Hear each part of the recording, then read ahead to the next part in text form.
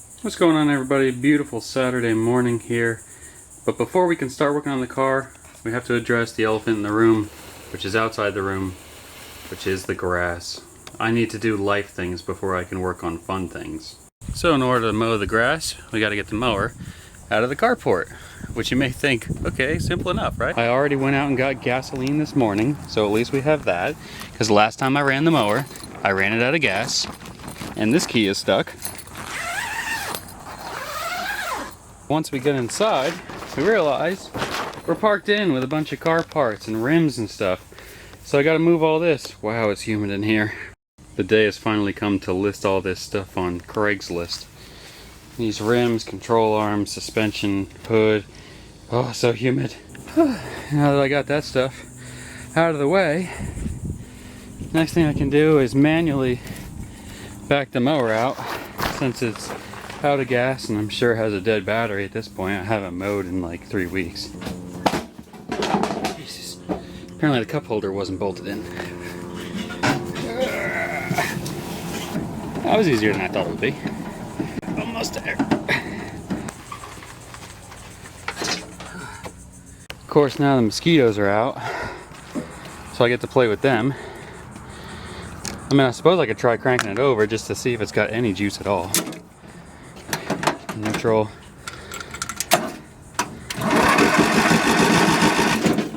Oh, it has some juice. Let's try putting some gasoline in it and try starting it. This thing is infested with spiders. I'm hoping most of them run away once it starts. Alrighty, 1 tank of Go Juice. Let's see if it starts. My guess is no. Looks like somebody spilled gas all over this side.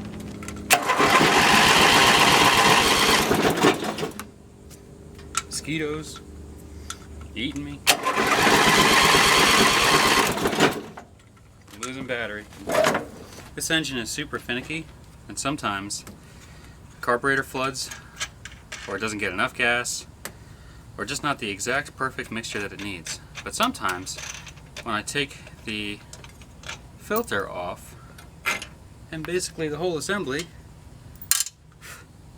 yep, we got plenty of fuel up there.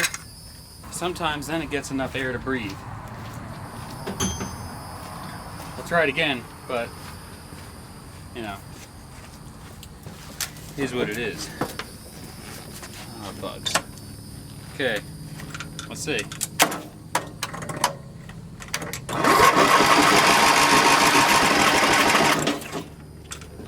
So maybe we have too much gas right now. So I'm actually going to shut off the valve for the gas feed, kill another mosquito, try this process all over. And this time, if it does actually start, I have to run up and turn back on the fuel line once we get it idling. Oh, so close to being a dead battery. I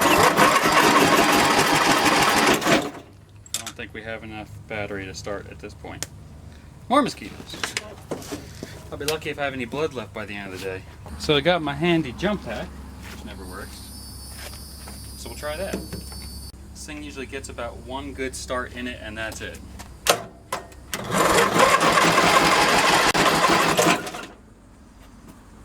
Yep. Super effective. Let's do something more drastic. So my wife has the jumper cables right now, so I can't use a car to start it. So if it doesn't start on this next shot, then we are going to have to take the battery out and charge it on the battery charger, which definitely works, but it takes a lot of time. What do you think? No choke, full choke? Tough to say.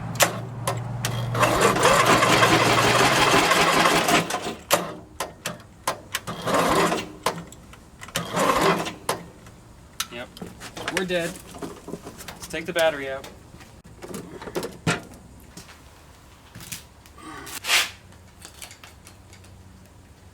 Alrighty, so we will charge it up for a bit. Meanwhile, maybe we can get some work done on the Mustang while that's charging, since I don't have a choice now. Does anybody actually want trunk carpeting, things like that? I mean, I'm sure there's somebody who wants to, like, you know, restore their Mustang to its former glory. So, but this trunk is garbage. It's not a good trunk to start with. So I don't know why you'd want this garbage unless you literally had nothing else.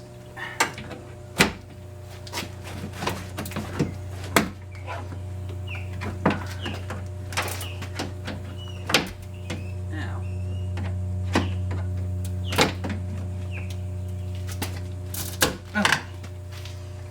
yeah, and these little push button things that you gotta buy new every time you want to reuse them, because after you use them once they're shot. That's annoying. Some more interior. What do we got over here? Some more interior. What do we got over here? Some more interior. What do we got over here? Some more interior. Ooh, there's parts down here. What do we got? Looks like a small fuse block with a fuse puller. That's nice. An original shift boot, slightly moldy. Probably an original shifter mechanism, slightly moldy. Some kind of skull shift knob, very moldy. More plastic, yada yada yada. That's about it.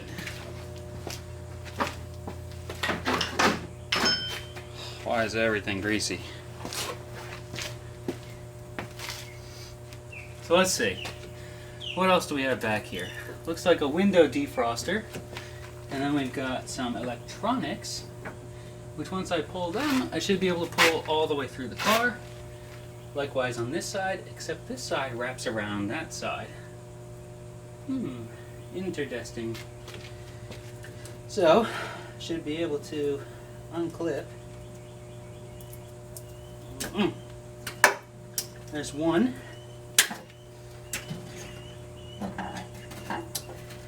And then here's something that seems to be going towards the fuel tank. Oh boy, that'd be wonderful if that was the fuel pump. Let's keep going with these connectors.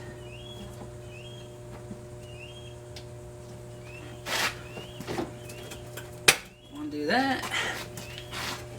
Pull that out of its socket. Pull that out of its socket. And then, come on, there we go. Aggressive start to the morning. That's a big connector.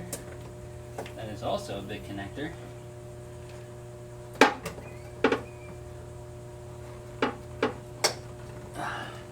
How about a little pry bar action? Yep. We'll take care of that. And that, and that. Sorry, you can't really see what I'm doing, but it's super dark.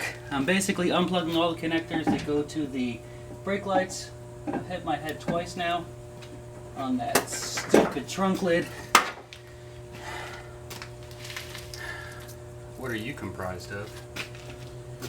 Of course, we got a third brake light going in there. It'd be nice if they put a connector out here in the open where we could get to it. Oh, they did. That was nice of them. Now we got that.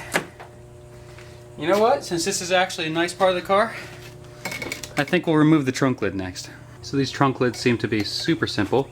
There's a clip for the strut tower up here. You pry that out and then this whole ball and socket comes out.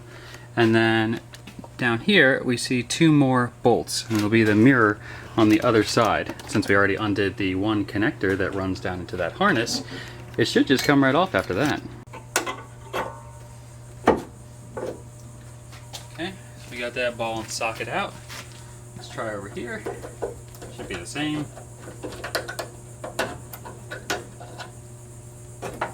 Yep. Now let's take out those bolts. Pull this baby out. It's almost like I can feel my face vibrating when I get next to that charger. Way too big. Just right. Wrong socket. If you're curious, it's a 5/16. We're going to use our 3/8 drive for maximum win. I think the trunk might actually be the most valuable part of the car, since it's pretty undamaged. It's black. It's got a spoiler, complete, with third brake light. Probably functional, I don't really know. Okay, that's those two. Do the same over here. Hopefully the struts will continue to hold it so it doesn't fall on my face. This is probably a job you'd want to have two people helping you with. That way, one of you could hold it up to make sure that the other one doesn't get hit in the face. She's just super loose now.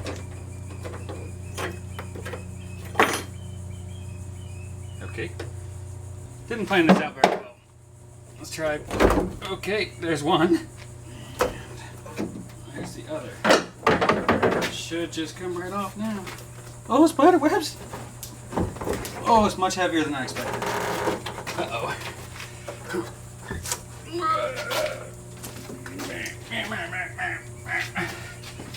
I fit. Okay. Come through. Well, that was something.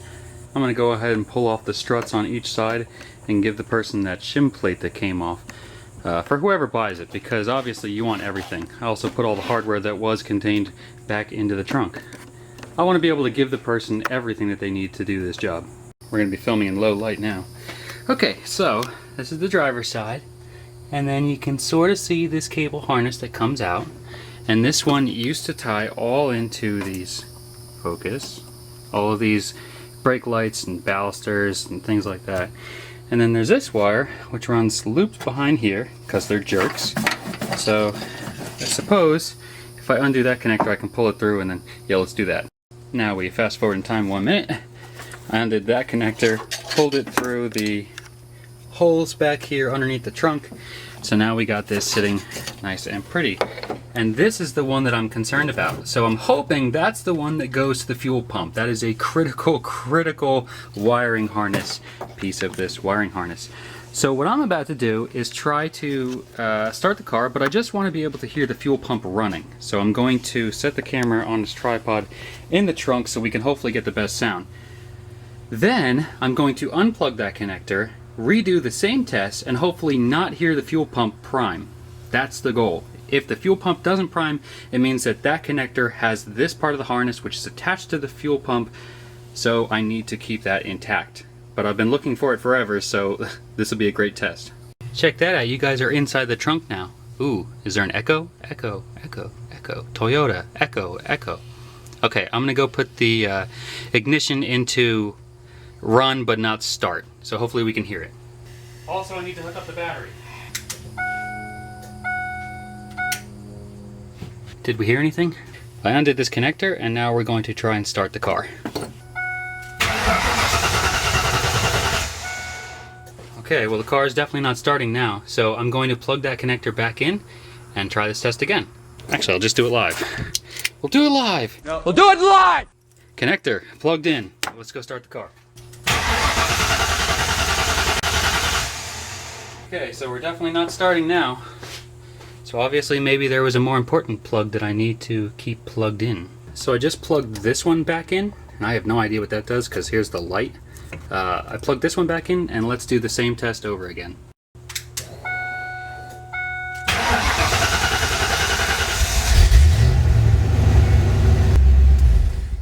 Well, that was pretty conclusive. Let's flip the around here. And we need a screwdriver. Pry that back out. I'm going to continue the exact same test.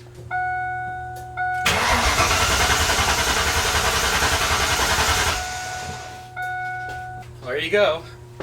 That's a super important one, isn't it? Huh. So how does that work? I wonder if there's a ground in there? I wonder what this red thing does. I just heard my wife roll up and she's got bagels, so we're gonna take a quick bagel break. But that sweat though. It's only like 10 o'clock in the morning. Bagel break's over. That was delicious. Alright, so we're back inside the car. Specifically looking at this thing with that little red button. You remember the little red button? Yeah, push the little red button. So I checked out the back of it and it looks like it's just screwed in place, which may be for grounds, but it's also probably just for mounting. So my next goal is I'm going to take that off, leave it plugged in, and then try and start the car again. Or at least make sure that the fuel pump is priming. And just in case you are curious, it is a 5.5 millimeter that fits that perfectly. But now I gotta go get my 1/4 inch drive socket.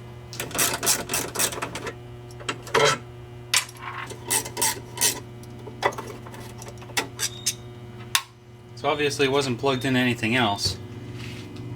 And it has a Ford part number F5AB-9341-AA. So I see the prongs down there. Doesn't look like anything was grounded, so we should be able to plug this back in. A lot of dust came out there. There is a button. That is what that is. Not really sure what it does, but let's go try priming the fuel pump again. Yep, still primes. So that's awesome news. Now we are down to just this single harness that we need to start figuring out how we're gonna pass through the car. So next I'm probably gonna have to work on these rear seats here. With the seats down in the back, you can see these 2 hangers, one at this end, one at the other end. I'm just gonna take those bolts out. I'm not sure if that's Ford factory installed because it looks pretty cheesy, but next I'm gonna remove those and try and take out that upper deck lid. Onto the ever-growing pile. Next I'm going to be focusing gutting off this interior side. So I'm thinking removing this useless hook, ooh, spider webs, and then trying to get this assembly off, probably this clip, and all of these side panels. That's the next goal. Underneath the seatbelt clip there's a giant Torx bit. You gotta remove that to get anywhere else with this process. Boy, that's dark. So my guess is now with that out of the way, the seatbelt harness removed, I should just be able to pull this off. Cool. What's next? That seems pretty stuck on there. There's a couple of those pesky pressing clips, but once you pry a little bit, it seems to come right out. Another thing to add to the pile. There's also some insulation foam that's held in by some small clips, or you can just rip it out. Onto the pile. And then we can see this beautiful harness running along here. Well, isn't that nice? So that runs up into here, and then something goes across the line there. Whew, good and hot. So there was 2 pairs of wires, one that ran on top here and then one that ran into the trunk. The one that runs on top is the one for the speakers, so I chopped that off and then I pulled everything out through the side. So here we can see this harness, which the only real thing that I need is this single connector with some wires, and then I plug it into here and that gives me a fuel pump. Now technically I can also strip off that connector and this connector out of that harness once I'm ready. Once I get to that point. It's getting a lot closer now, but now I can actually have this whole side of the harness out of the car. And yeah, there's still all that to do, but this is a big step. This is a big moment for me to be able to actually find out where that stupid fuel pump line was actually being run to. So here's something funny I've been struggling with for the last 10 minutes. I'm sure any of you who are watching this series frequently know that I had an extreme amount of difficulty removing the driver's side because it's a power seat and obviously there's no power in the car. So I was unable to move it to get to the bolts underneath the seat to be able to take out the seat and blah blah blah blah. So I rage quit and ripped it out. So on this side I started to do the same thing by removing the 4 bolts that attached the cushiony part of the seat to the frame of the seat itself. Come to realize the passenger side is a manual seat operation. So you just push that, slide it forward, and then you can get to the bolts underneath. How hilarious is that? So I'm going to take them out and take out the seat the proper way now. A few sweaty moments later and I think I got the seat all undone, barring any harness issues that are underneath of it. No harnesses hooked up, so I guess I'm not going it that way.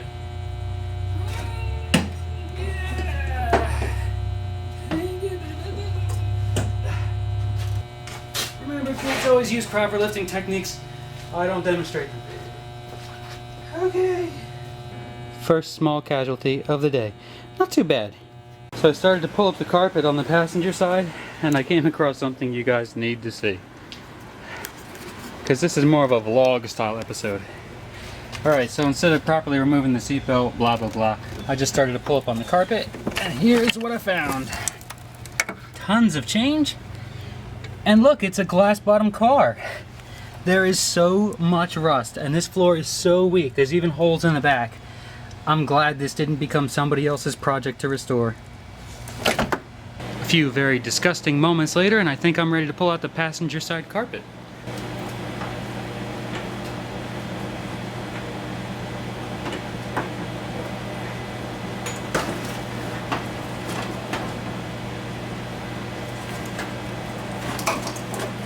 Oh, it's disgusting. It's just tetanus ants.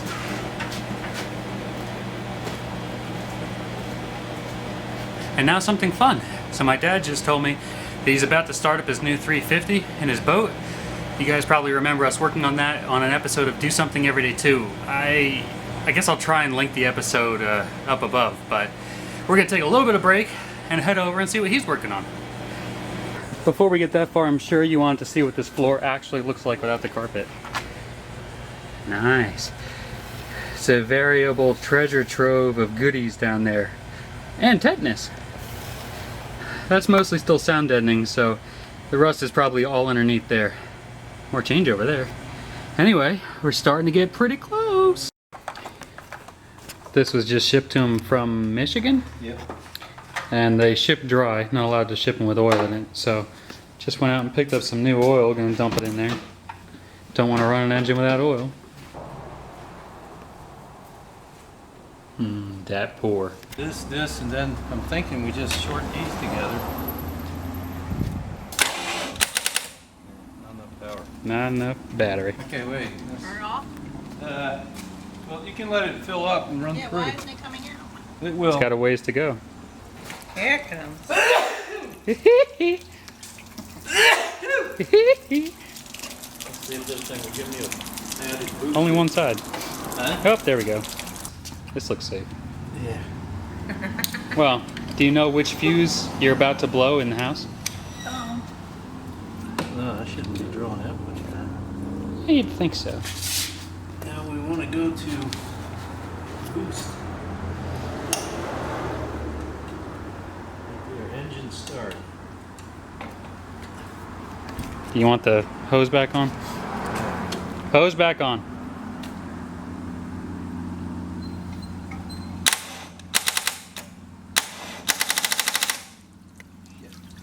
Alright, shut her down. So now we got the battery that was out of the boat, so should be a real good test to start it. So then these are just hooked up straight to a ground and the starter. Yeah. And then constant power, and then bridge the yellow one to the power to start That's it. just to start it.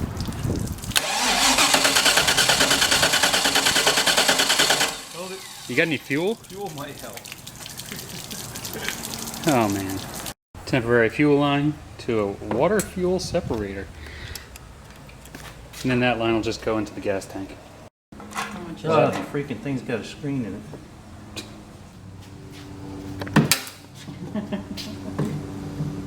Nice filter, yeah. I don't think there's enough gas in there. Might want to give it a shot in the old carburetor.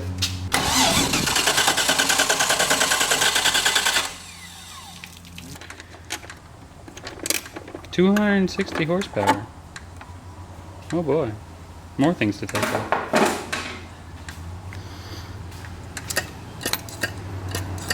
Huh? How can you tell if you're getting gas? You can't. Ready?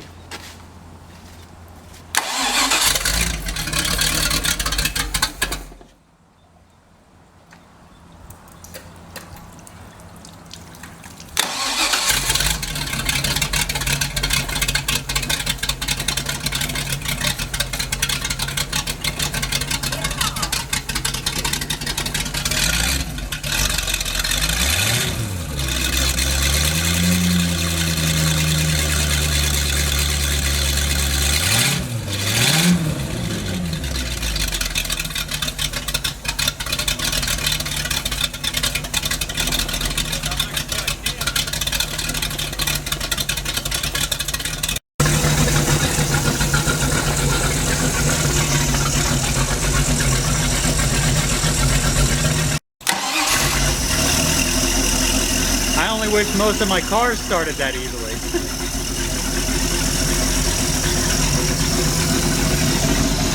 How do you shut it off with the linkage? It's the transmission linkage. See that switch down there? Yeah. Well, that momentarily stalls the motor so you can shift better.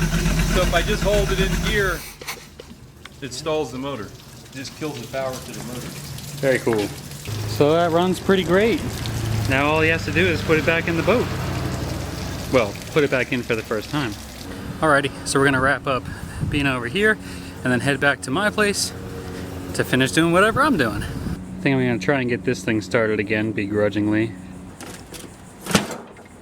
Okay, just tighten her up with our handy dandy wrench. Try this again. Hashtag no filter.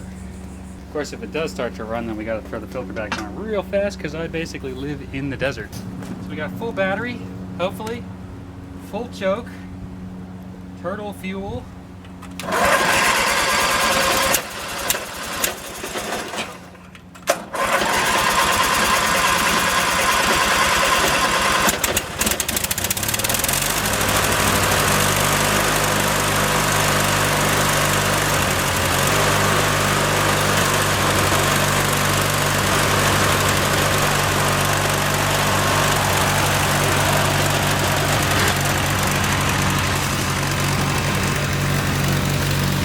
So we were almost done mowing the lawn, like literally 10 square feet maybe, and the mower just died all of a sudden. Had to push it back into its little home for the evening. I don't know, I can't deal with that thing anymore right now. So yeah, I think we're gonna wrap this episode up. Definitely hoping to accomplish a big chunk of this wiring tomorrow on the Mustang, so stay tuned, and I will see you on that episode. Thank you so much for watching $1,000 Car Guy. I'll see you on the next one.